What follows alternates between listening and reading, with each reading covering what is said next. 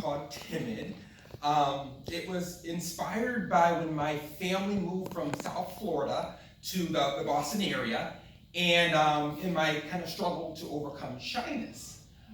So it starts when I was in the 6th grade. That's me, the only brown kid to the left, and I am I'm wearing glasses and I'm smiling. And I'm smiling because this was hands down just the best school year I ever had. I was in 6th grade, and it was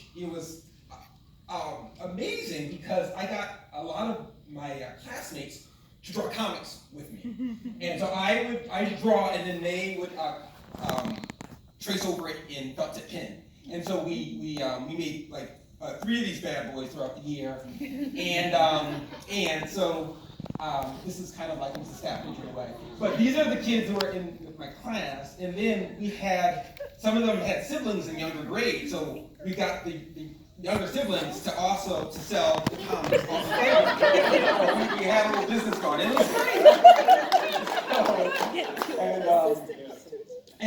But then we moved to another state. And this took place. This is based on Wellesley, Massachusetts. It's west of Boston, and this was how it looked in the 80s, and it's still like this now. So I just looked at the picture. And so this is a cartoon version of it. Dominic Ramsey is the colorist, by the way. And so anyway, what got me is the first day of school. So what inspired this book was just kind of shame that I felt all through middle school.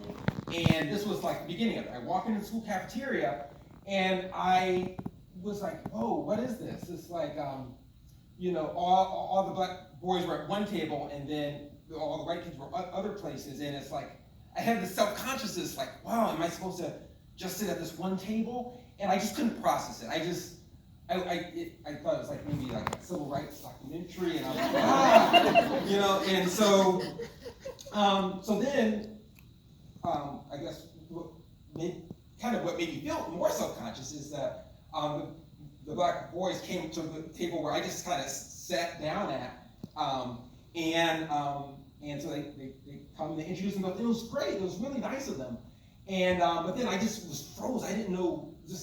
I just felt so self-conscious. Like I was paralyzed.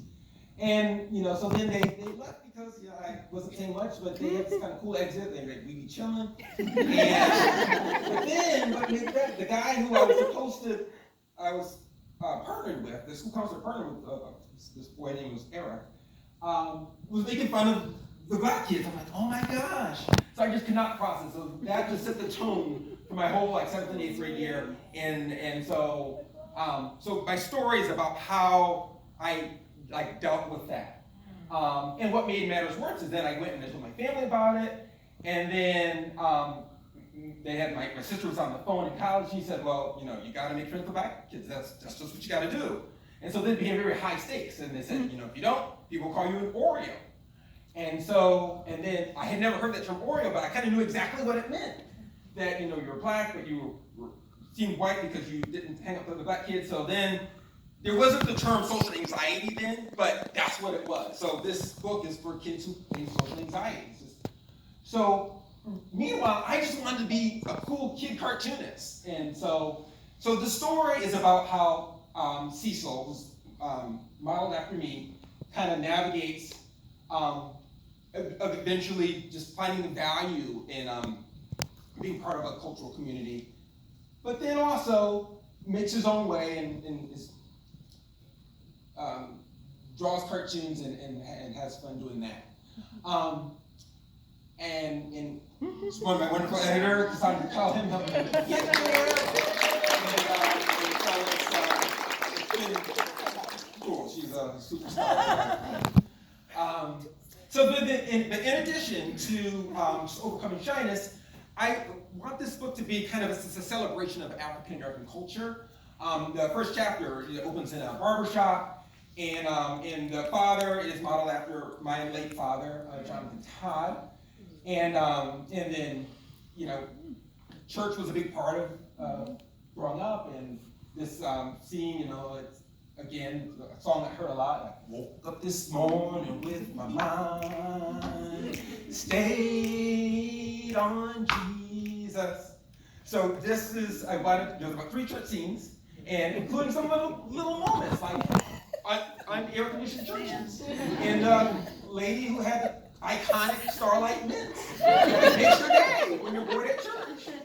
And the fun fact is the church that you see in Boston is based off the real church, St. Paul A&E Church, in Cambridge, and actually that's where I met my wife.